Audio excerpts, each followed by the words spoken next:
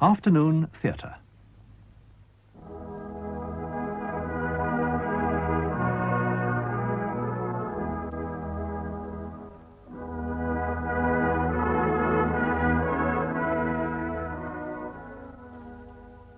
We present Brian Thompson's adaptation of The Younger Generation by Stanley Houghton.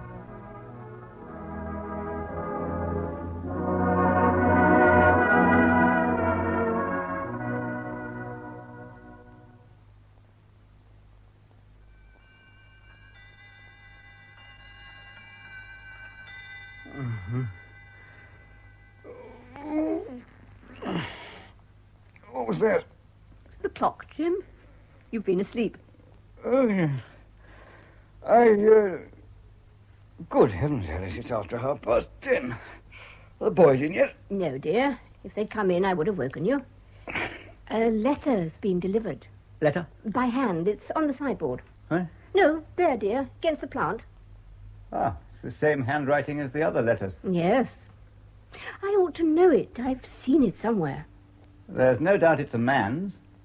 Don't you think we ought to open it, James? Oh, no. We'd better not do that. Well, what shall you do, then? I shall ask Grace to show it to me. Suppose she refuses? But then I shall make her show it to me. Well, if you're going to make her show it to you, you might just as well open it yourself. But that wouldn't be quite honourable, Alice. I would never think of opening Grace's letters unless... Unless she refused to show them to me. And what then? At last. Now then, your mother's been anxious. Well, Reggie, did you win? Win? I should jolly well think so. Walk round them. Where's Arthur? Oh, I don't know. Haven't you seen him? No, he's been playing for the second at home. I've been playing at Liverpool. You're very late. Oh, hang it all, Dad. It's only just after 10. It is after 10:30, Reggie. Well, I've had to come from Liverpool. It doesn't take 5 hours to come from Liverpool. Well, I had to get something to eat, hadn't I? All right, my boy, I'm not going to argue about it. You're old enough to be trusted, but you know I don't like you to be out too late on Saturday night. I can't make out where Arthur is. So you had something to eat in Liverpool, Reggie. Where did you go? To a place. I don't know why you couldn't have come straight home. I could have kept your tea for you. Did any of the fellows go with you? Only Jones, our left back. He was captain today. Did you go to a confectioner's? No. I could have told you a very nice confectioner's. No, a restaurant. Whereabouts? Oh, can't say. I don't know Liverpool. What name? Oh, I forget. Jones knew it. A teetotal place? Oh, I really don't know. Well, what on earth does it matter? Oh, Reggie, don't be so bad-tempered when people ask you questions. Well, you're always bothering me about what I've been doing and where I've been. Anyone would think there was something wrong in having tea in Liverpool. Whose writing is that, Reggie? On the letter there. Oh, Clifford Rawson's, isn't it? I say, Dad, I wanted to ask you something. Well, my boy? Don't you think I might chuck being secretary of the Sunday school now? Reggie! You want to give up the secretaryship? What for? Do you find the work too hard? No, but it spoils a Sunday afternoon. You couldn't be better employed on a Sunday afternoon. Well, of course, that's a matter of opinion. Reggie, if you give up the Sunday school, I shall be very grieved. Oh, it's enough to make a fellow want to emigrate. Oh, gracious, Reggie. I wish I could go to Canada like Tommy Leslie. He went because he could do no good here. And he travelled steerage. I had a picture postcard from him last week showing him milking a cow. If you want to milk cows, there's no need to go to Canada. He's out in the fields at 5 every morning. Well, that wouldn't suit you. I've hard work to get you up by 8:30. Oh, rot. It's fine. It's a man's life. Then I've got to keep on at the Sunday school. You know perfectly well I don't wish you to give it up. Oh, I shall write and ask Tommy Leslie if he can get me a job in Canada. I shall. Oh, Yeah. Reggie. Oh, sorry. You've upset a cup. You'll have to drink from that one. I don't want any coffee. What's the matter with him? He's feeling restricted, and he's very bad-tempered. I can't see why. Is Arthur in? Not yet. Put the tray down, Grace. I want to talk to you. We both want to talk to you. If it's about Reggie and Arthur, I don't think there's much I can say. In fact... It's not about your brothers, Grace. A letter has come for you. Here. Take it. Thank you. Who's it from, dear? From Miss Baker. About the bazaar, I expect. Grace, That letter is not from Miss Baker. Father. You know it's not, don't you? Come, Grace. Grace, will you show me that letter? I don't think you've any right to insist on seeing my letters, Father. I am not insisting, Grace. I am asking you to allow me. I'm 22, Father. Are you ashamed to show it to me? I'm certainly not ashamed. Thank you. Remember, I'm opening this with your permission, Grace. Darling Grace, just a line to tell you that I am not going away for the weekend after all, so I will meet you after Sunday school as usual. Dearest love, your own Clifford. Can I have my letter, please? It is from Clifford Rawson, I suppose. Yes. Now, will you tell me, your mother and me, how it is that Clifford Rawson comes to be writing a letter like that to you? He wanted to let me know that he'd meet me tomorrow, I suppose. As usual, he says. Yes, He's been meeting you frequently? yes. Why?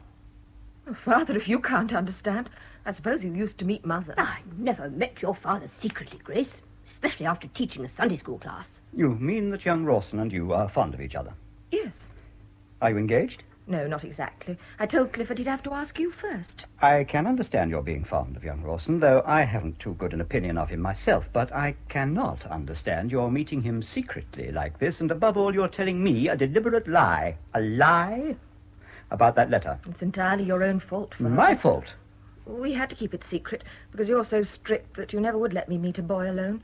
How can you get to know anyone well enough to find out if you want to be engaged to him unless you see a good deal of him first? You've always had plenty of opportunities of meeting your brother's friends here at home, and young men at the tennis club, and at the chapel. That's not quite the same thing, is it? Then I am to understand that Clifford Rawson wants my consent to your engagement. Yes. Very well. I don't promise to give it, you understand? I shall have to think about it and talk it over with your mother. And I must speak to Arthur about Clifford. I must know a great deal more about him than I do at present. You must see him at once, James. Certainly, I shall write tonight and ask him to come and see me tomorrow. Will you let me write and ask him, Father? You? Yes, very well, if you prefer. I do. What time tomorrow? In the afternoon. I'll write at once. James, who would have believed it? I'm sorry to find out that Grace has been deceiving us. But we must be very thankful it's no worse. I shall ask Arthur. He's a friend of Clifford's. Yes, the great thing is to find out whether he's steady. I have heard he comes home very late sometimes. Aha! Caught you napping. Tom. My goodness gracious, it's Tom! Oh, well, this is a surprise. Yes, I meant it to be. I had to come across from Germany on business, and I wasn't sure whether I'd have time to get down here to see you, so I didn't write. But here I am. It's 5 years, Tom, since we saw you last. Yes, time flies, doesn't it? It's too bad of you not to come over oftener. It isn't very far from Hamburg to here. It's no further from here to Hamburg. Why don't you come and see me, Jim, you lazy beggar? Well, I've been intending to for years, but... And how are you all, eh? Splendid. Children? Oh, they're grown up, you forget. By gad, so they are. There's only Reggie still under 21. And you'd never guess it from his behaviour. You'd like a bit of supper, Tom, I dare say. No, thanks. I had dinner in the train. Coffee, then? If it's not troubling you. No, it's ready here. We always enjoy a cup of coffee in the evening. And what will you smoke, Tom? I'll try some of your tobacco, Jim, thanks. Do you like a feather mattress? What for? To sleep on, of course. I must go and see about your room. Oh, don't you trouble. Sleep in the bath if necessary. It's not necessary. We have a spare bedroom. Well, how's Mother? I'd like to go round tonight and see her for a few minutes if it's not too late. Well, she never goes to bed until 11. Wonderful old woman, Tom. She writes to me regularly, once a month. There's always a bit about you and a bit about herself and a good deal about the chapel. She goes to service morning and evening on Sundays. She even kept up her Bible class till last year. Amazing. Still, I can't help feeling that she seems to regard the chapel as the hub of the universe. It is the principal interest in her life. Curious how one gets rid of that point of view. Living abroad, I mean. Yes, that was Mother's chief objection to your going abroad at all, do you remember? Oh, rather. Even now, I suspect she thinks of Germany as an ungodly place, inhabited by rather light-minded people. Well, Tom, you know we can't exactly approve of the way they spend Sunday in Germany. Oh, the continental Sunday, eh? I think the English way is best, Tom. Yes. And you think old England's the finest country in the world, and that Salchester's the most beautiful city in England, and the chapel is the noblest institution in Salchester? Well, Tom, if I do... Oh, don't apologize for it. It's the spirit that's made England what it is. Do you really think so? I do, and thank God I haven't got it. Father, I want... how do you do? Uncle Tom. Hello, young man. It's, Arthur, isn't it? No, I'm Reggie. Oh, Reggie, of course. And where is Arthur? Not come in yet. I can't make out where he's got to. It's so late. Late? Why, it isn't 11 yet. Your hotels and places don't close till 11, do they? Hotels? Why? Oh, thought he might be having a drink somewhere, that's all. I should be very sorry to think that either Arthur or Reggie was in the habit of frequenting hotels. Why, what's wrong with them? Wrong with them? Wrong with hotels? Well, I suppose there's nothing wrong with them if they're properly conducted, but you forget that Arthur and Reggie are only boys. I say, Father, I shall be 21 in less than 2 years. In a bank, aren't you, Reggie? Yes. And Arthur's still with you at the warehouse, Jim? Yes. Oh, how'd you like the bank, Reggie? Rotten. How's that? Oh, there's no romance about it. After all, there isn't intended to be. Well, what I want is a man's life. What do you call a man's life? Oh, you know, riding round on a horse and ordering people about. You find it slow at the bank? Slow's not the word. And what chance has a fellow of getting on? You've the chance of becoming a bank manager in time. A bank manager? Now, I ask you, Uncle Tom, what is a bank manager? Well, a man who manages a bank, I suppose. Well, I mean, what sort of a man? Why, a fat, bald old beggar with side whiskers. A chap who couldn't kill a grizzly bear to save his life, couldn't run away from one even. Oh, I tell you, I'm sick of Salchester. You don't think you could find me a place in Hamburg, Uncle? I'm afraid even Hamburg wouldn't be exciting enough to suit your requirements. Tom, here's Grace. We met in the hall. How do you do, my dear? Are you too big to kiss? No, Uncle. How jolly of you to turn up like this. Not engaged yet, I see, little Grace. No. No. You must hurry up, my dear. I know. Oh, Father, I've sent that letter to the post. Very well, so be it. Jim, dear, Mr. Leadbitter and Mr. Fowle would like to have a word with you if it isn't too late. Leadbitter and Fowle? Oh, everybody at once. Ask them to come in. Look here, I'll slip round to see Mother now. Very well, but she's moved, you know. How will you know the house? Reggie and I will go with you, Uncle, to show you the way. Right you are. But you No, can't no, just- don't think of it, Jim. Entertain your guests. May we enter? Good evening, James. I hope we don't intrude so late. Not at all, not at all. Let me introduce my brother from Germany. Mr. Thomas Kennion, Mr. Leadbitter, and Mr. Fowle. I'm very pleased to meet you, sir. Tom Kennion.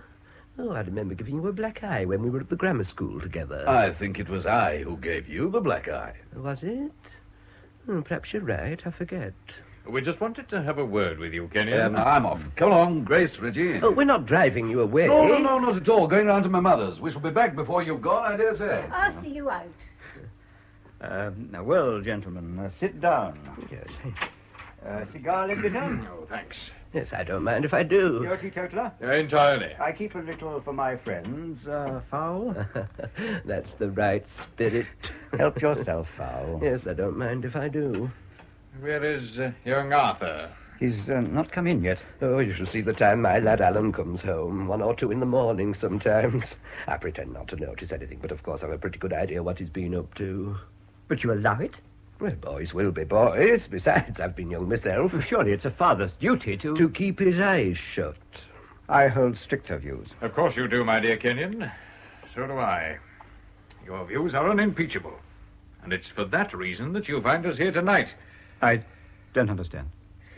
You are probably surprised to see us at this unearthly hour. We are on our way home from a meeting of the Council of the Liberal Association, where a decision has been arrived at that Fowle and I thought it advisable to acquaint you with immediately. Admirably put, old chap, but a little formal. Kennion isn't a public meeting, you know. Very well. Ask him yourself, then. To cut matters short, we want to adopt you as Liberal candidate for Longton Park Ward at the City Council elections in November. Me? Gentlemen, my dear Leadbitter, my dear Fowle, I'm overwhelmed. Never mind that. Will you stand? Will I stand? Oh, upon my word, I don't know what to say. I shall have to think about it, to talk it over with my wife. But believe me, I appreciate the honor immensely. We should like to have your decision not later than Monday evening. But why do you ask me? To win the seat from that fellow Grignall, we shall need a very strong man indeed. We are of opinion that you are a strong man, Kennion. You see, it's like this. The nonconformist element is damn powerful in the ward. Now, you're a big gun at your chapel, and that'll rake in a lot of votes. I'm a churchman myself, but I see that without the nonconformist vote, the Liberal Party here would be in the soup. Then Grignall's a brewer, and you're teetotaler. If we work it properly, temperance reform and social purity and all that game, we shall detach some of the temperance conservatives. Are there any temperance conservatives? In municipal elections, yes. Not in parliamentary elections. Down with the publican, down with the brewer. That's the line we want to take. Good health. Emphasize the fact that drunkenness is the cause of poverty. But wouldn't some people say that poverty is the cause of drunkenness? We can afford to ignore them. It's only socialists who say that. Besides, hang it all, what does it matter what we say? Between ourselves, we were all friends here. What we care about is knocking Grignall out, not about reforming social conditions. I don't altogether agree with you, Fowle. I don't agree with you at all. I do care about improving the conditions of the poor and helping them to keep out of temptation. If I'm to be your candidate, that must be understood. By all means. Well, all the better. I mean, if you're so much in earnest, you'll be all the stronger as a candidate. There's no harm at all in meaning what you say, no harm at all. The people who don't mean what they say are the bane of politics. Now, don't be so sweeping, Leadbitter. I think it's a damn good wheeze putting you up, Kennion. You're not too intellectual like Leadbitter here. You're the sort of honest, straightforward man that electors take to at meetings. It's my own idea. You've got me to thank for it. Good health. I'm very much obliged to you. And Leadbitter, and all of you. If I accept your invitation... Oh, you've got to. Well, I don't think there's much doubt. You may rely on my putting up the best fight I can for you. I'm sure you will. Good luck to Councillor Kennion. Tom and the children are back, dear. What did you say, Mr. Fowle? They want me to stand for the city council, my dear. Oh, James, how splendid. You will, won't you? There you are, Kennion. She's settled it for you. I don't see why not. Hello, what's the excitement? Tom, what do you think? Hush, Alice, No, please. I must tell them. James is going to put up for the council. Bravo! Hooray! You mustn't go just yet, you two. Sit down again. It is please. late. Oh, never mind. Once in a way, I'm elated. Of course. What about music in the parks on Sunday, eh? No voting against that, I hope. I defend music in the parks. It keeps people out of the public houses. Oh, you might say that of bullfighting or football. Oh, I don't see why there shouldn't be Sunday football. There are many things you don't see yet, my son. But fancy you a councillor, James. No, it may not stop at that. Alderman? Lord Mayor? A knighthood. And you'd be Lady Mayoress, Mrs. Kennion. So I should. And that may not be the end of it. Member of Parliament, perhaps. James. To cabinet, a peerage, eh? Think of Chamberlain. I say, aren't you all a little previous? Father may not be elected at all. Of course. We're all talking nonsense, we know that, but it's very pleasant to be sitting here round the fire talking nonsense for once in a way. Wait till you're in the council, Jim. You'll be able to talk it as much as you like. No, Tom. I shall take my duties seriously. I must. Duties, responsibilities, temperate policies, an end to this madcap rush and smother of the new things, the headlong... Now, what the devil was that? Mr. Arthur, is it you? No, Maggie. It is Genghis Khan. Who broke that priceless object? Good heavens, you're bottled. You broke it. Come here, Maggie. Mr. Arthur, your mother and father are just behind that door and they'll be out in a minute. Here, now you just stop that. Maggie.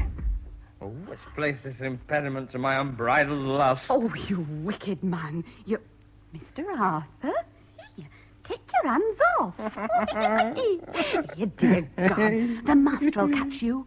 And they've just told him he's about to be made a peer of the realm. Oh, you were listening at the door, were you? It isn't funny. Just one little kiss.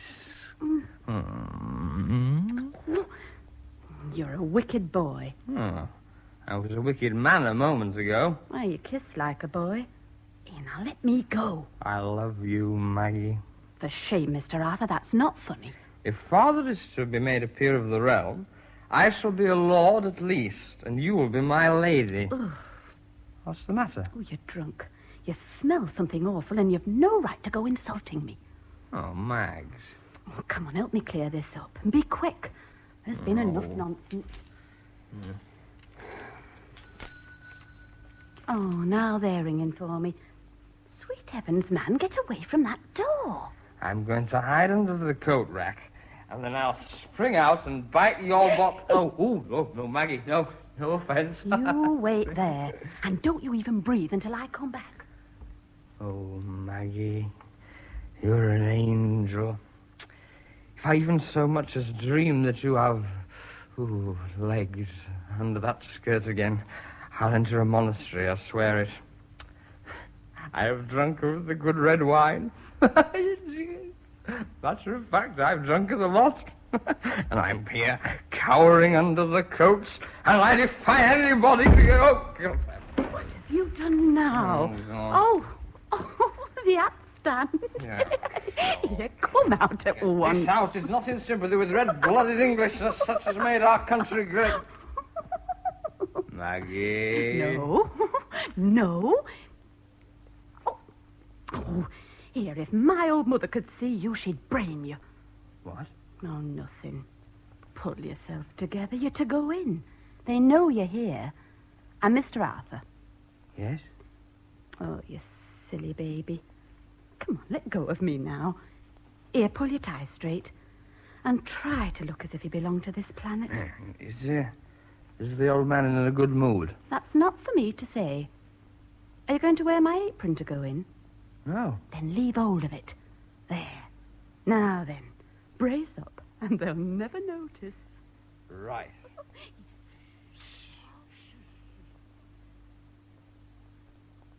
So it isn't a question of intolerance, but a finer sort of judgment, which, as a father and a householder... I say, that's absolutely brilliant, Kennion. I haven't finished, Fowle. Oh, I thought you had. Anyway, never mind. Never mind. But I do. It's too easy to criticize a position based on principles. I'm sure you have no detractors, James. They see my position as stuffy, straight-laced, holier-than-thou, moralistic. Oh, no, I don't think they do, really. Which I am not. Who the devil is that scratching at the door? Come in, will you? Is the door locked? The handle appears to be turning. Will you come in, whoever is there? No. It may be Arthur. Arthur?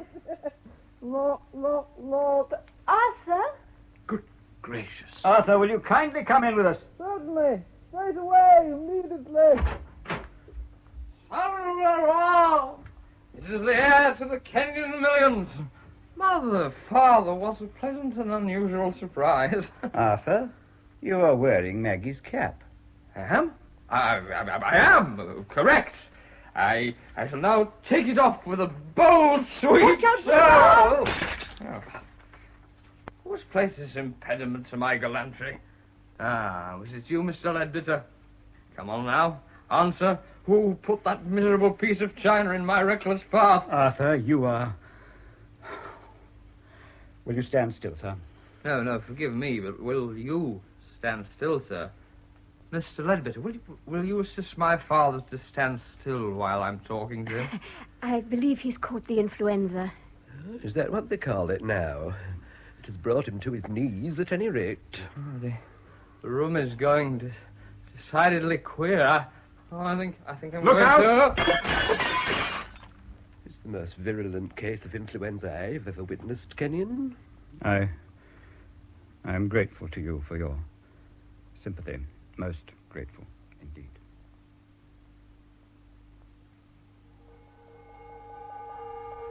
Must you bang that gong, Maggie? I'm sorry, sir. Breakfast is ready, sir. I know breakfast is ready. I'm asking you not to bang the gong. I've stopped, sir. Maggie, I believe you let Mr. Arthur in last night. Yes, sir. Before the plant pot fell over, did Mr. Arthur... I understand Mr. Arthur... Good morning, Father. Good morning, Grace. I'll fetch in the tray, sir. How's Mother? Had rather a bad night. She isn't coming down for breakfast. Oh. No, she's still too upset to come down. Will you let Maggie take breakfast to her room? See to it yourself, dear. See that it's rather nice. I'll go now and speak to cook. Just pour out my coffee, Maggie. Yes, sir.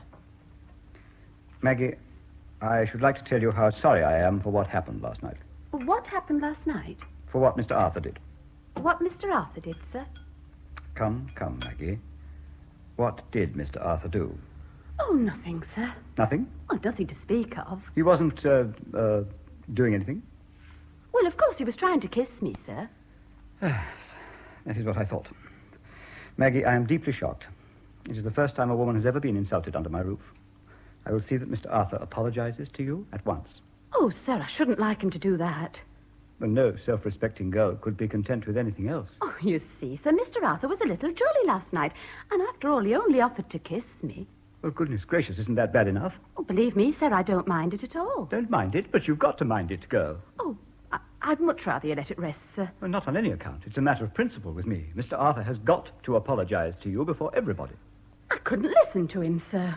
But I shall insist on your listening. Oh, sir, don't humiliate me before everybody. Don't you see, girl, that you have been humiliated before everybody, and that's why I insist upon this apology having the same publicity. No, sir. Don't argue with me about it, Maggie. I am your master, and you will have to do what I tell you. I'd rather leave first, sir. Oh, don't talk nonsense. Oh, I don't mind being kissed by anyone, even by you, sir. But when it comes to being apologized to before everybody, just as if I'd done something wrong, well, I'd rather give you notice now, sir. Very well, give me notice, then. Tell Miss Grace how breakfast's getting cold. Yes, sir. Cook is looking after Mother's breakfast. What's the matter, Maggie? Nothing, ma'am. Maggie has just given me notice. Maggie? Oh, after last night, I suppose. No, not exactly. She prefers to go rather than receive a public apology from Arthur. But if she doesn't want an apology... I want her to have one. Not so much for her sake, mind, as Arthur's. It will be good discipline for him. Did you say anything to Arthur last night? Oh, I found it impossible last night. At first, he persisted in trying to shake hands with me, and after that, he became violently ill. I'm very much upset about this, Grace. I've been awake most of the night thinking it over. I'm thankful your grandmother wasn't here. I think it would have killed her. The most unfortunate part of the whole business was Leadbitter and Fowle seeing it all. I don't suppose Mr. Fowle would be very shocked. He's used to that sort of thing with his son, Alan. But that's just it. I'd let Fowle see distinctly what I thought of his way of managing his boy. And then on top of that, Arthur comes in here in this condition. Disgusting. Then, of course, there was Mr. Leadbitter. He must have been terribly shocked. A very strong teetotaler. Well, it can't be helped now, Father. After all, it doesn't matter as much as it would if they went to the chapel. Oh, but don't you see, Grace? They've asked me to stand for the council just because of my views on the drink question. And now, after that, it's most ignominious. I dare say they'll keep quiet about it. That doesn't alter the fact that I cannot command their respect as I did. What do you think Fowle had the impertinence to say just as he was going? He dug me in the ribs and said, "Never mind, old chap, you'll soon get used to it." And I couldn't even answer him back. Have some more coffee, Father. No, thank you. Then, of course, Grace, you must understand this business makes it awkward for me to meet Clifford Rawson this afternoon. I wish he weren't coming today. Why? Because I intended to talk to Arthur about him, you see, to ask him if Clifford is steady. Now, of course, I should not be inclined to place much reliance on Arthur's opinion. It's very unfair of you to mix Clifford up with this. Oh, I'm not doing so, my dear. Though, now I come to think of it, I shouldn't be surprised if Clifford had been mixed up in it.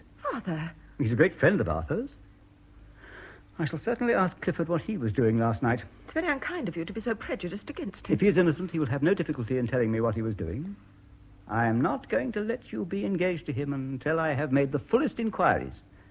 It's not surprising that I should be suspicious. And I find out that my own 3 children have been deceiving me. I thought you weren't going to say any more about that, Father. No, I won't. But there's Arthur as well, and now, I may inform you, Reggie. What has Reggie been doing? You will know in good time. That's enough, Maggie! I expect they're all asleep. You'd better have this bacon sent out to keep warm for your uncle.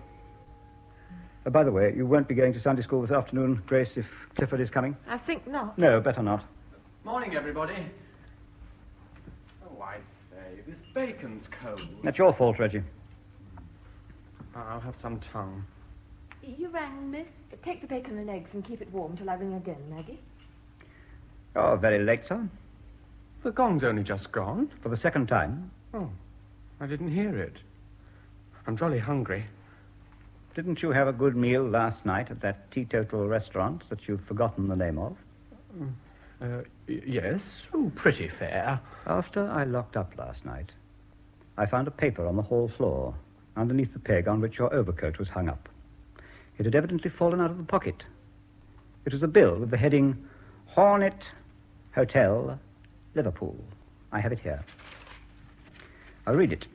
2 sherry and bitters, 1 shilling. 2 table-d'hote dinners at half a crown, 5 shillings. 1 flask of Chianti, number 74, 3 and 6pence. Coffees, 8pence. Liqueurs, 1 shilling. Cigars, 1 shilling. Total for 2 persons, 12 shillings and 2pence. I don't see that you ought to read my private papers. It is yours, then? Now, I ask you, whether you don't consider it an extravagance to pay, how much? 12 shillings and 2pence. More. More? Gave the waiter a bob. Gave the waiter a bob. Of course, in your position you would do. 13 and 2pence for a meal for 2 persons. 6 and 7pence each. It's not out of the way for dinner. You could have got a very good meat tea for a shilling. I don't like meat teas. You're accustomed to them at home. I've never noticed you hanging back. Oh, I dare say. But that's no reason why I should go looking for them when I'm away, is it? I don't know what the younger generation is coming to. Do you know that the money you 2 boys spent on one dinner would have kept a working man and his family for a whole week? Well, I dare say the money some people spend on one dinner would keep a working man and his family for a whole year. But it's not so much the extravagance. It's that you should deliberately go to an hotel and drink wine. Wine. A boy of your age, and worst of all, that you must come home and lie about it. But you're so unreasonable. It's better to keep some things from you. Be quiet, sir. Grace tells me an untruth, then you come in and do the same. The only good thing about Arthur's affair is that he didn't tell a lie about it. Well, that wasn't his fault. He wasn't in a position to. There's no knowing what he'd have done if he'd been sober. I am hoping that this wretched business of Arthur's may be a lesson to you. That is why I'm not going to say much more. You are approaching the critical years of your life, when you will form habits and friendships that will determine what sort of a man you will be. I pray that you will grow up a good man, Reggie. A Christian man. And it is my duty to watch over you to the best of my ability. I despair. I despair.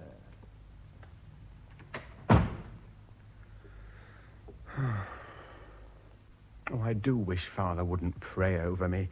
It's taking a mean advantage of a fellow. I can't answer him back like I can when he's angry. I suppose it makes you feel ashamed of yourself. Oh, all right. And you needn't take up such a high and mighty attitude. I suppose he's caught you messing around with Clifford Rawson. Will you please mind your own business, Reggie? I'm not blaming you. We're all in the same boat, it seems. We've simply got to tell fibs to Father because he thinks that we're always trying to do something wrong. Well, he's got it into his head that we want to bolt down the broad road that leads to destruction, and he spends his time dragging us back into the narrow path. Oh, as if a man can't have a little dinner with a pal without all this fuss. Strikes me the narrow path's for people with narrow minds. At least Arthur and I are grown up. Oh, thank you. Well, you wait till I'm 21. I'll show you how to manage Father then. In a way, I rather admire Arthur for breaking out like this. Though, of course, he was a fool to come home while he was in that state. I mean, he ought to have gone for a long walk. I know I should. He's, not talked to Arthur yet? No. Saving it up, I suppose. And he thinks it's more Christian to be angry in cold blood. Personally, I think it shows a nasty spirit. Hello, you two. Arthur? Oh, it's all right. Father's not here. Breakfast ready yet, Grace? It was ready about 2 hours ago. There's some bacon and eggs in the kitchen. Oh, bacon and eggs. What you want is a brandy and soda, old chap. Yeah, is Father up yet? Yes, long ago. And not in a very good temper. Maggie has just given him notice to leave. Oh, Maggie? Because of what took place between her and Arthur last night. No, because of what took place between her and Father this morning. I say, what's he been up to? It'd be absurd. He says Arthur has got to apologize to her before everyone, and she doesn't want him to. I don't mind apologizing to Maggie if I behave like a cad. But I'm not going to have it made into a public ceremony. Well, you shouldn't have made a public ceremony of kissing her then. You might have waited until Uncle Tom had gone. What? Was Uncle Tom here? Well, didn't you notice a stranger? Well, I thought I saw several.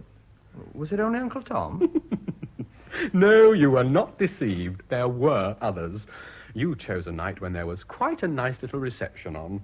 Oh, who were they? Mr. Leadbitter and Mr. Fowle come to ask Father to put up for the city council. Oh, my goodness. Yes, there'll be a holy row. I wonder what Father will say to you. I'm thinking about what I shall say to him. Well, shouldn't say anything. You'll only make things worse. Besides, he won't let you get a word in edgeways. He's too fond of talking. I expect he'll pray over you. You'll have to listen to me. I'm going to have some alterations in this house. That affair last night was only the beginning. Do you mean you're going to get drunk every night? Oh, don't talk rot. I mean, he's got to treat me differently. I'm going to have more freedom. Oh. While you're about it, you might put in a word for us. Eh, Grace? We all ought to have more freedom. I'm going to tell him just that. Quite right. If things are to go on as they do at present, I shan't stand it. I shall go to Australia. I thought it was Canada. No, on second thoughts, Australia. It's further away. Oh, I'm sorry I'm so shockingly late. Good morning, Grace. Good morning, Reggie. Ah, and this is Arthur, isn't it? I've seen you, but you've not seen me. Good morning, Arthur. Good morning, Uncle Tom. Sit here, Uncle. Ring the bell, Arthur. Do you like tea or coffee? Tea, if it's all the same to you. I can't get decent tea in Hamburg. It's getting late. I must go and shave. Will you make some tea quickly, Maggie? I bought you some, miss. I thought the coffee would be cold. That's right, it is. I'll help myself. There's not much time to lose. I suppose you're all off to chapel. Oh, yes. You'll come too. Oh, I suppose so. I must go and get ready, if you'll excuse me. Grandmamma will be here soon. On her way to chapel. Yes. She always goes with us. Well, you're feeling better this morning? Yes, thanks. You'd been having a lively time last night, it appeared. I suppose you despise me for it. Not in the least. What would you say if I told you I'd never been drunk before? I should be very much surprised. It's the truth. Why, don't you believe me? Of course I do, if you say so. It's the first time in my life I've ever been drunk. Never mind, it won't be the last. No, I don't suppose it will. There's a good deal to be said for getting drunk occasionally. I quite agree with you. By Jove, you are different from Father. You don't get on with your father? No. Well, at least not very well in some things. I should get on all right if he'd only let me alone a bit more. Do you expect him to have any greater confidence in you after last night? Oh, good gracious. Father's never stopped me from doing anything I wanted to. I mean, a fellow can find ways to do things, however suspicious his father may be. Only, of course, I'm obliged to do them in an underhand, secret way, and that's what I object to. I don't want to tell lies and deceive Father, but when he thinks it's a deadly sin to drink a glass of beer or go to a music hall, what else can I do? You can tell him straight out that you intend to have your glass of beer in your music hall. Oh, well, I can now, but I couldn't before I was 21. It means a row, you know. Never mind that. But, of course, I've always tried to spare his feelings and save him worrying himself. I mean, if you'd known I was going to music halls, you'd have thought I was going straight to hell. Very considerate and thoughtful of you. All the same, have it out with him. It'll do you both good. I'm going to. That affair of mine last night was a sort of symbol of revolt, throwing down the glove, as it were. I see. But was there any need to throw it down quite so violently? Well, perhaps not. But I had my reasons for doing it that way. You know, Uncle Tom, I like you immensely. Surprising how different your views are from Father's. Oh, we've lived our lives in different places. Yeah, but you were both brought up together. Yes, but I soon got away. Your father's lived all his life in Salchester. That's the difference between us. Why did you leave home? Couldn't stand it any longer. When I was a boy, I was rather like you are now. Really? I felt just like you do, probably. Only I was worse off. My parents were much stricter than yours are. Oh, impossible. Yes, they were. Just think of what my mother, your grandmother, is even now. She's pretty awful, isn't she? All of our set were like that in those days. It was understood that you were to have a good time in the next world, provided you were miserable in this one. Well, as I say, I couldn't stand it. First, I got a place with a firm in London, and after that, I went to Hamburg as their agent, and I've never regretted it. If I'd stayed at home, I dare say this place would have been too much for me, and I'd have given in to its influence like your father's done. Oh, you think it's the place? Certain of it. This Sunday morning brings it all back to me. Sunday school and chapel in the morning, and as likely as not the minister for dinner, and the roast beef and Yorkshire pudding completely spoiled for us boys because he persisted in examining us in points of theology during the meal. Sunday school again in the afternoon, chapel in the evening. We couldn't talk about things that interested us. We couldn't laugh. We couldn't run about. We couldn't read anything except the Bible. Gad, how well I remember it. Thank goodness it isn't quite as bad as that now. No, even here the times have changed a little. Look here. You and I won't go to chapel this morning. We'll stay at home instead and have a long talk. All right.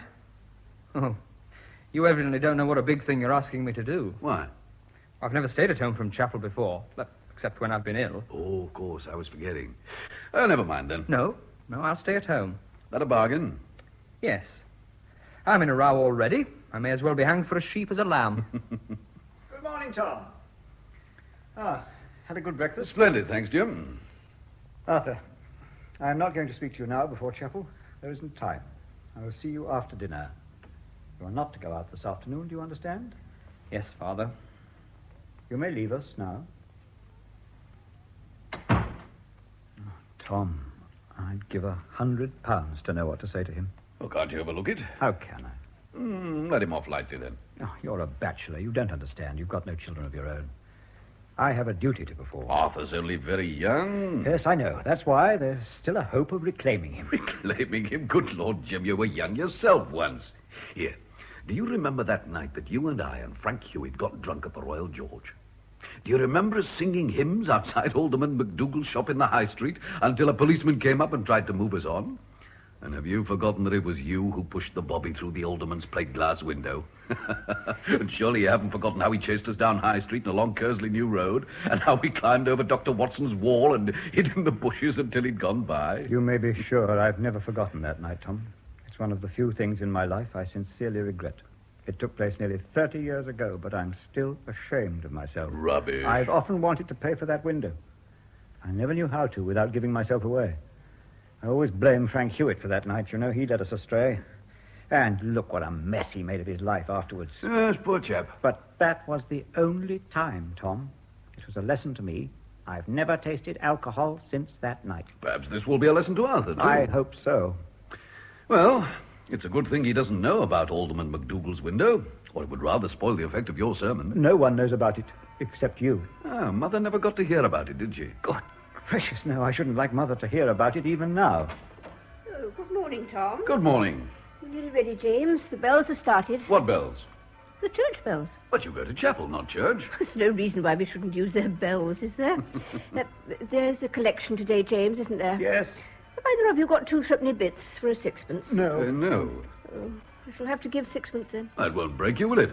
No, but you see, James collects, and so he always puts a 5-shilling piece in the plate before he begins. I think that's quite enough for one family.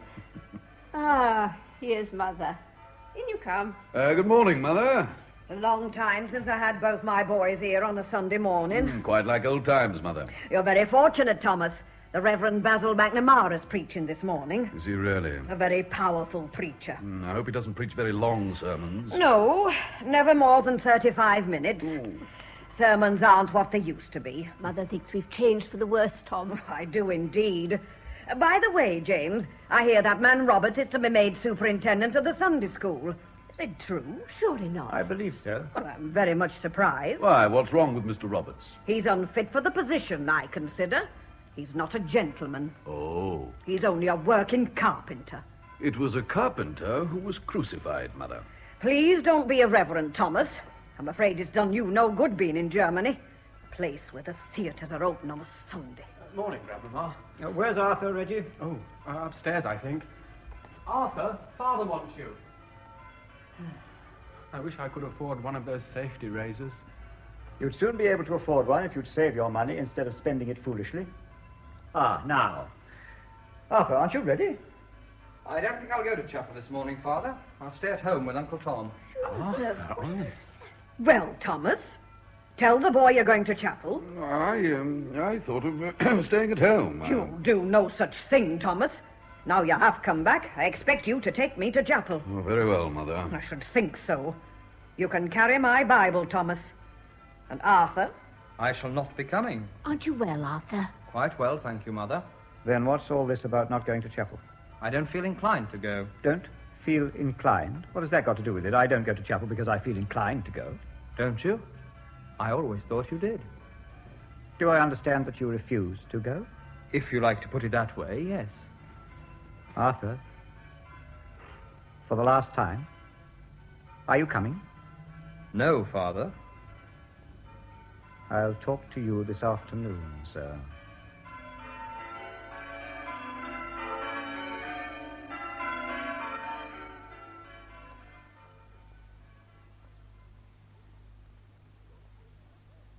It must be bad for anyone who suffers from indigestion to be angry immediately after a heavy meal. There's no need for him to be angry, Grace. I think he'd have got over it by this time if he'd been left to himself. But I expect Grandmamma's been rubbing in the moral. Grandmama? Does she know? I think so. Oh, about last night? Father and Mother were talking to her very earnestly after chapel. I couldn't manage to hear what they were saying, but I expect it was about that. Oh, what on earth they told her for? Goodness knows. Hello.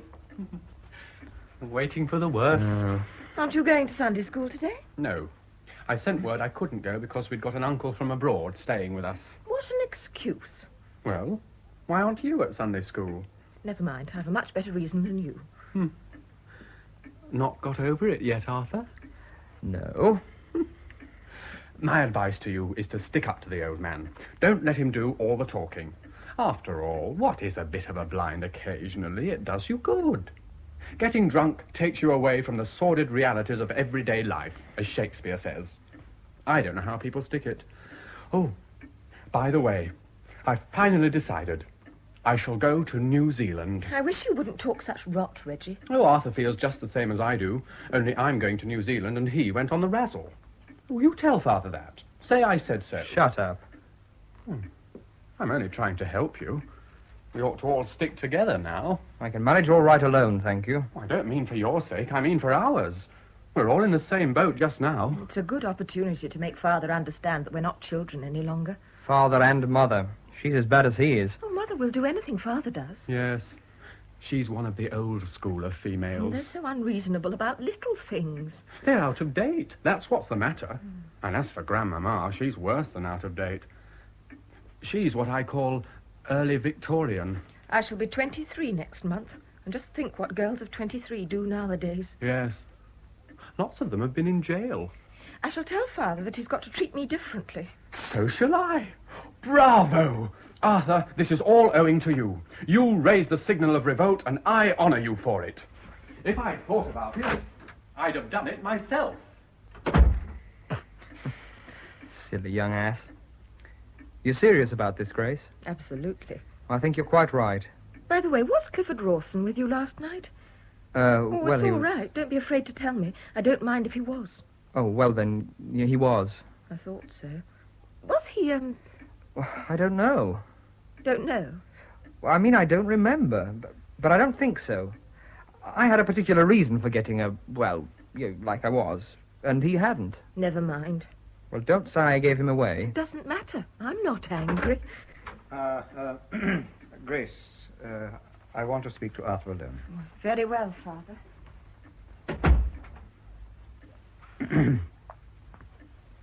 Maggie has been to me to withdraw the notice she gave this morning. It appears you have already apologized to her. Yes, I apologized to her in the kitchen while you were at chapel. In the kitchen? Well, I must be content with that, as Maggie objects so strongly to a more public apology. Arthur, I have been thinking all this over. I'm not going to get into a rage and play the angry father, though heaven knows I might well be pardoned for doing so. But I try never to speak in anger, and I cannot forget that you are a man now. You are 21.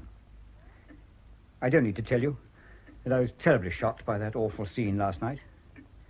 Nor, what is worse, that you have thoroughly upset your mother and your grandmother. Oh, why did you tell Grandmama? I didn't. It was your mother.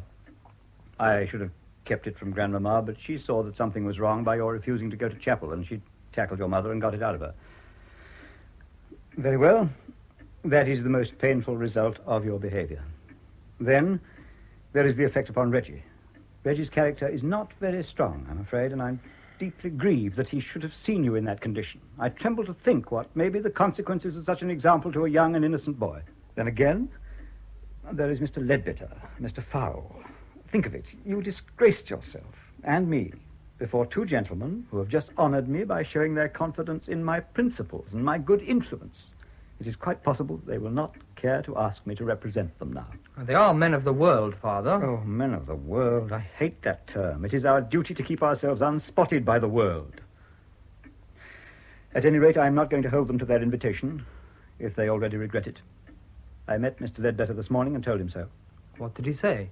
Oh, he told me not to worry my head about it. He told me that he would say nothing about the matter, and that he was sure as Mr. Fowle wouldn't.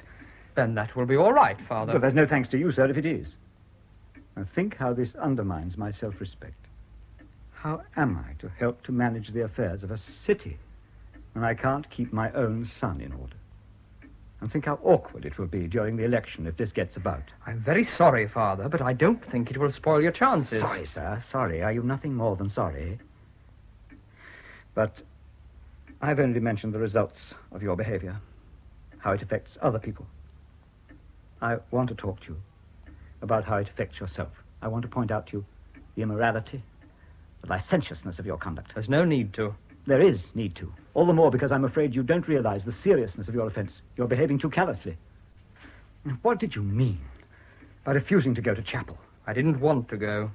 People don't go because they want to. They go because it's their duty. I can't see any use in going to a religious service unless you go willingly. What do you know about it? I'm quite old enough to decide for myself. What do you think would be the result if everyone followed his personal inclinations without restraint? Liberty. Rubbish. Anarchy. You can't do exactly what you like in this world. You have to be bounded by certain conventions. People have never been able to agree about these conventions, and they never will. You're talking nonsense. You say you stayed at home this morning because you wanted to. Did you get drunk last night because you wanted to? Yes, certainly. What? You wanted to get drunk? I did it deliberately. Good heavens. I got drunk as a symbol of revolt. I'm going my own way in future. You are actually proposing to get drunk again? Not very often, because you don't feel very well after it, but I shall if I want to. It has its advantages.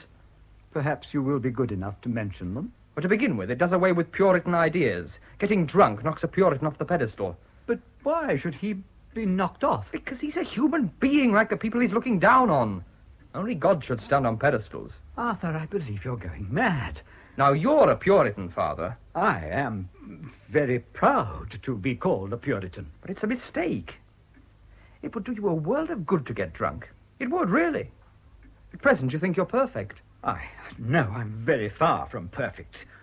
But I do what I can to show people the right way. But how do you know that you know the right way? But then again, getting drunk is only one way of letting off surplus steam. Everyone has to let off his surplus steam. I suppose that in your enthusiasm for drunkenness, you are prepared to defend the drinking habits of the working classes. The working man is too poor to afford any other form of pleasure. Pleasure? Of course. It takes those poor beggars away from their awful surroundings for a few hours. It makes them forget that next week they may not have enough to feed their wives and children. Well, no wonder if they spend their money in drink. But you and your friends haven't even that excuse. You don't need to drug yourselves in order to forget your surroundings. Yes, we do. We get fearfully depressed at times. But do you suppose that a young fellow with hot blood likes stuffing in a dreary office or warehouse 6 days a week? He wants to be doing something, not writing in ledgers and answering the telephone. I don't blame him for breaking out sometimes. Of course, he breaks out in different ways. There's Reggie, for instance, always wanting a man's life in Canada. That's one form of it. Getting drunk is another. No. I mean it, Father. Now, listen to me, Arthur, please. What do you want, Reggie? Clifford Rawson's come. Clifford Rawson? Where is he? In the drawing room with Grace. With Grace? How long has he been there? Oh, I don't know. Where's your mother? Go and find her. Tell her I want her. Well? Grandmama's here. Good afternoon, James. Mother? Well, Arthur, what have you to say? Good afternoon, Grandmama. Aren't you ashamed of yourself? I have already spoken to Arthur, Mother. All this is owing to your mistaken leniency. You don't know how to manage a son. I ought to know. I had the advantage of your training. Yes. You were more fortunate in your parents than Arthur is.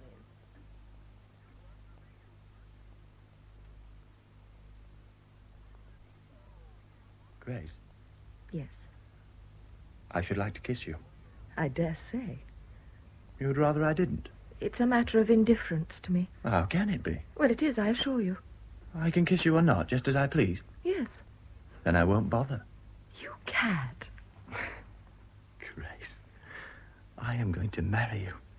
There are going to be no more letters. From now on, it's going to be a matter of fact between us that I'm going to marry you. I thought that it already was a matter of fact between us. I mean between your father and me. Yes, I'm not afraid of him. On the contrary, he's probably not such a bad chap when you get to know him. And anyway, it would be like gaining a son. He already has two. Oh, Grace, you are not helping. You are not helping at all.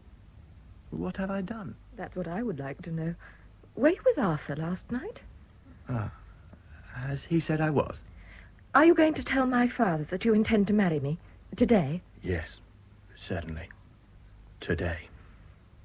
What has that to do with whether I was with Arthur last night? He came home and kissed the maid. He broke 3 vases and then he fell down on the carpet and snored. That wasn't my fault. What's the name of your mother's maid? Connie. But what's that? Grace. Grace, Connie is practically as old as Mother. But you don't think If that? there's going to be emancipation in the air, some of it must touch me. If you want to be free in the new way, that's good, and I admire it in you. But you will not be free and foolish. There'll be no cuddling in the hall. Never. Never is a huge word. But there will be as little as possible, which is to say none at all. We're not going to make the mistakes our parents made. We're going to be free. That's exactly what I came to tell you. You can kiss me now, Clifford, if you'd like to. Grace. What was that? I thought I heard footsteps. We are going to be free, Clifford. Grace? Good afternoon, Mrs. Kennion. Oh, good afternoon to you. Mrs. Kennion, Yes? Mother, Clifford and I are going to be married. When? Quite soon. Don't frown, Mother. Oh, was I frowning? I shall take good care of her. I can promise that. Oh, that's very kind of you, Clifford. I really don't know what to say. You could say you're happy. Oh, Grace. Oh, Grace, I am happy. I'm very happy. In fact, I'm delighted, Clifford. I really am delighted. Well, that settles everything. Well, not quite. There's Father. Yes. Perhaps later. No, now. Don't you think? Yes, we do. I'll prepare the way. You must be patient. Grace, she likes me. Of course she does. And so will Father. You really think so? Well, it's possible. James, you will have to take a stand with the boys. James, Clifford Rawson is in the drawing room with Grace. I shall have to go and see him. Will you come with me or not? He's coming to you. What are you going to say to him? I'm not quite certain. That was always your great fault, James. You never could make up your mind. I like to try and be fair, Mother, and see both sides of a question. Well, it's best to see only one side if you wish to get your own way. But I see you cannot even control which room your family decides to congregate in. Well, here's an avalanche of Kennions. Come in, disregard your grandmother. Clifford and I want your consent to our engagement, Father. Oh, Grace, this is really too bad of you, really. What is? Taking us by surprise like this. Good afternoon, Clifford. Good afternoon, sir. Good afternoon, Mrs. Hannah.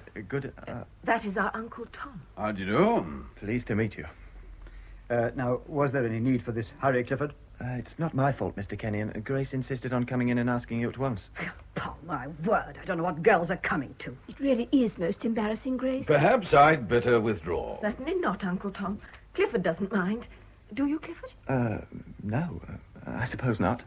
I want Mr. Kennion to say yes, that's all. Before I can say yes, there are certain questions that I should like you to answer. I'm sure I'd better clear out. Come along, Mother. We'll evade the avalanche. Certainly not.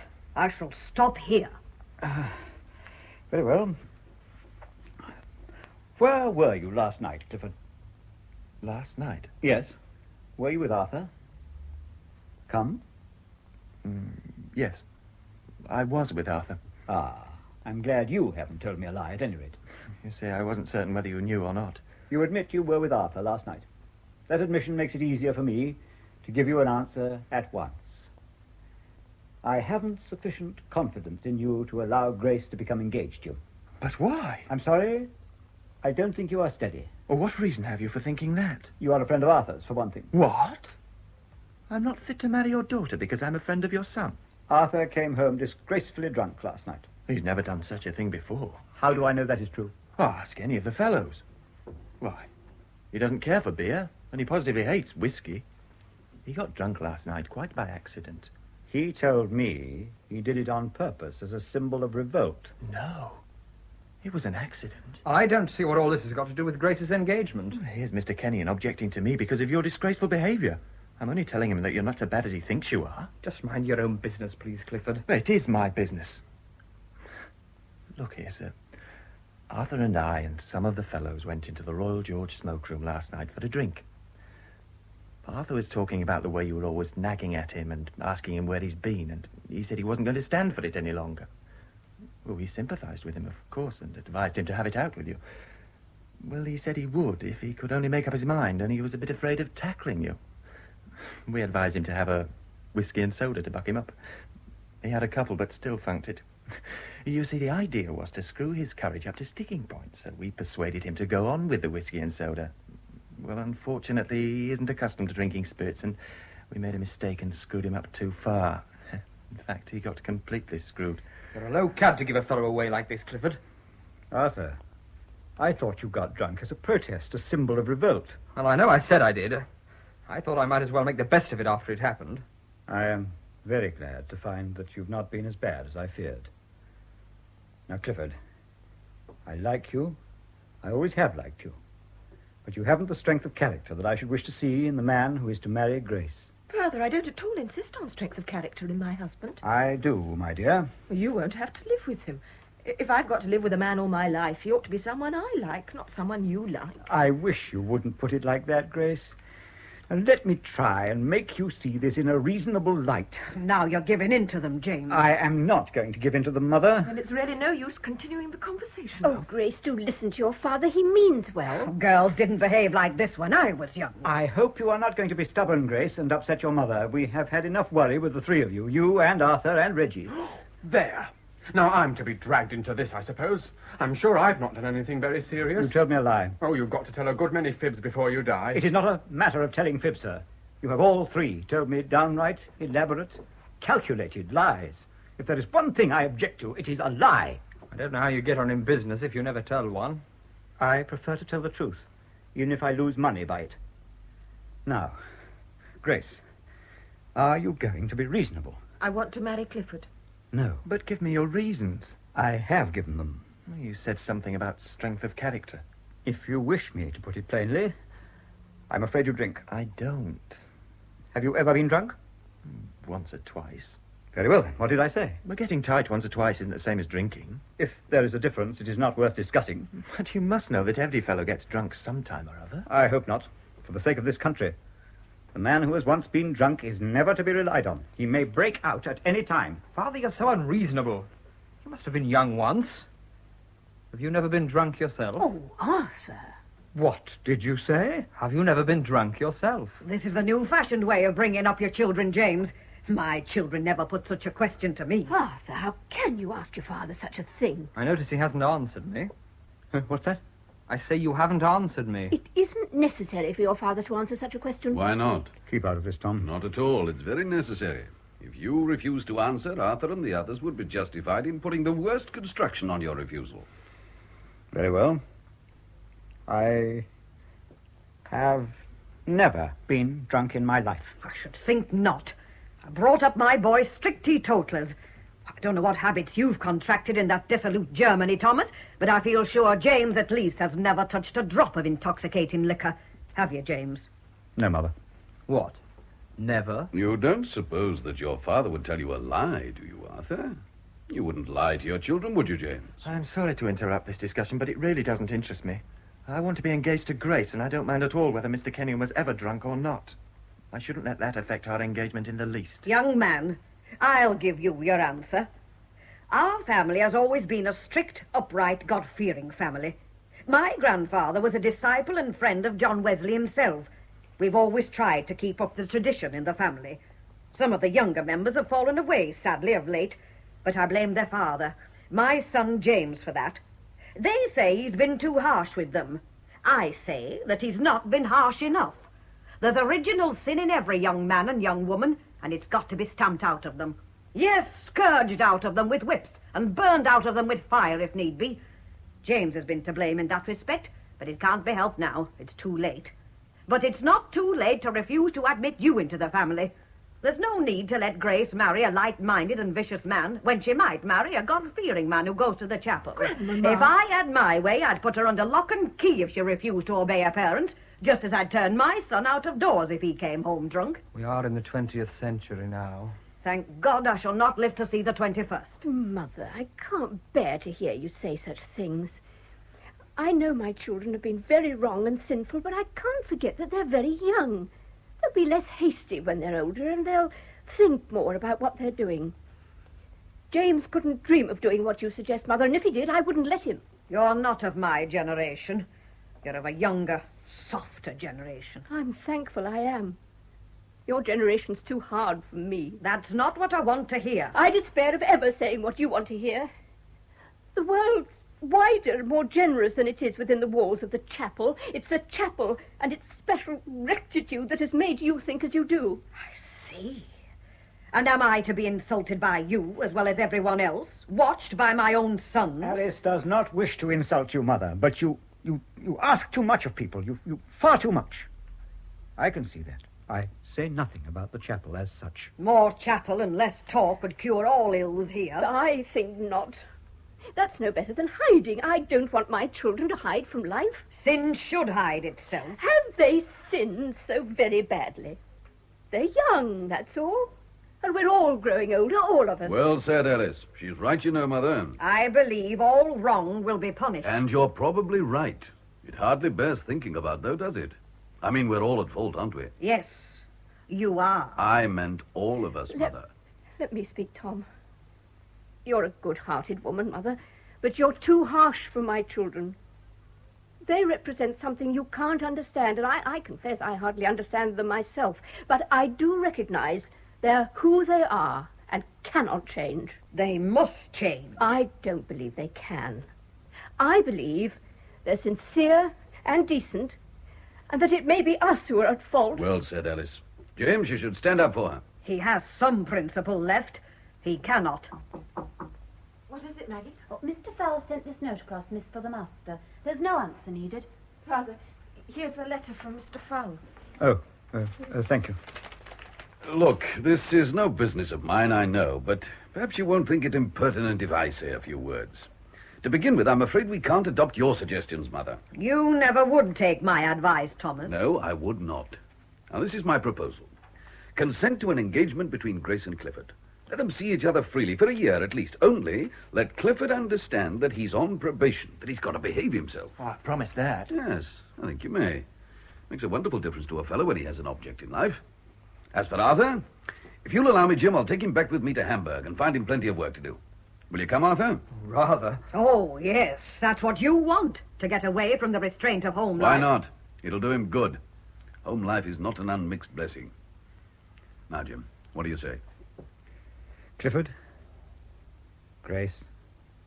I think we had better do what Uncle Tom suggests. Dear Father. But Thank you, sir. mind, you must deal honorably with me. I will. And if you like to take Arthur for a year or so, Tom, I think it would be a good idea. Thank you, Father. Then that's all right. I'm so glad we're not going to have any difficulty.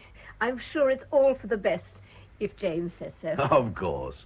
What was in your letter, James? The letter from Fowle. It says, don't be a fool. You've got to stand for the council. You are an honourable man. With a clean record, and they're not so easy to find nowadays. Leadbitter and I won't breathe a word about high old times on Saturday night, if that's what you're afraid of. That's not all, Father. That is all that matters. Oh, listen to this. I rather admire Arthur. He is a young sport. I didn't think he had it in him. There was no need to read that, Grace. And you'll stand for the council? Yes. I hope you'll get in, Father. You deserve to. Clifford, there's a fire in the drawing room. Come along. You'll stay to tea, Clifford. Thanks very much. Ah, good. I'm off early tomorrow morning, Arthur. If you're coming with me, you'll have to pack up tonight. I'll begin now. Will you come and help me, Mother? Yes, dear, in a little while. Look here, what about me? Well, what about you, Reggie? Well, you've fixed up Arthur and Grace, all right. It's my turn now.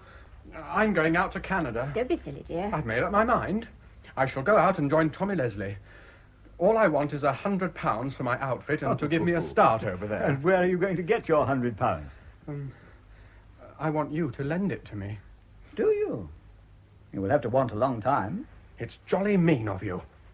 Uncle Tom, will you lend me £100? Well, I'm afraid I haven't got it about me just at present. Well, you've no need to make fun of me anyway. You don't sympathise with me, that's what it is. You don't know what it is to want to live a man's life. Wait until I'm 21. I'll show you.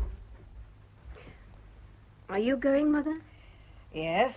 Won't you stay to tea? No, I will not stay to tea. You've given in to them, James.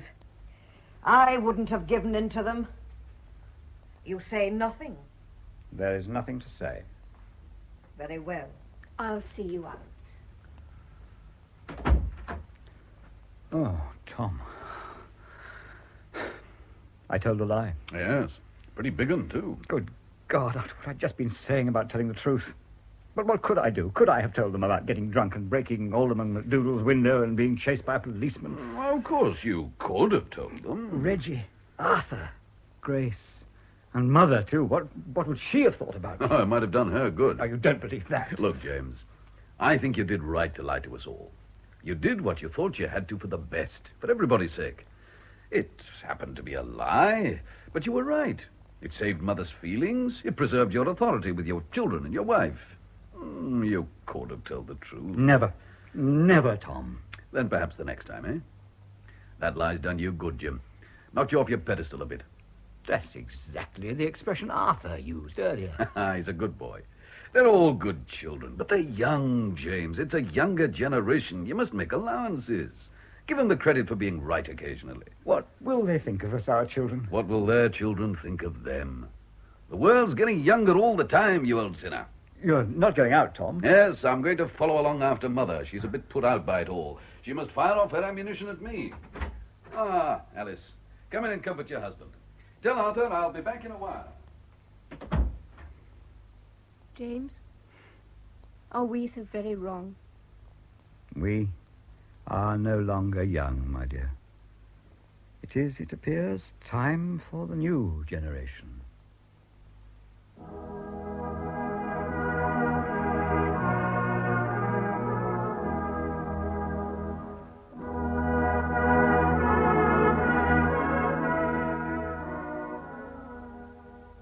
In Brian Thompson's adaptation of The Younger Generation by Stanley Houghton, the cast was as follows. James Kennion, John Franklyn-Robbins. Alice Kennion, Daphne Oxenford. Tom, David Mahlowe. Arthur, Peter Ivatts. Grace, Jenny Austen. Reggie, Barrie Smith. Mrs. Hannah, Barbara Mullaney. Maggie, Elisabeth Paget. Clifford, Malcolm Storry. Fowle, Roy Barraclough. And Leadbitter, Bruce Jeffery. The play was produced in Leeds by Tony Cliff.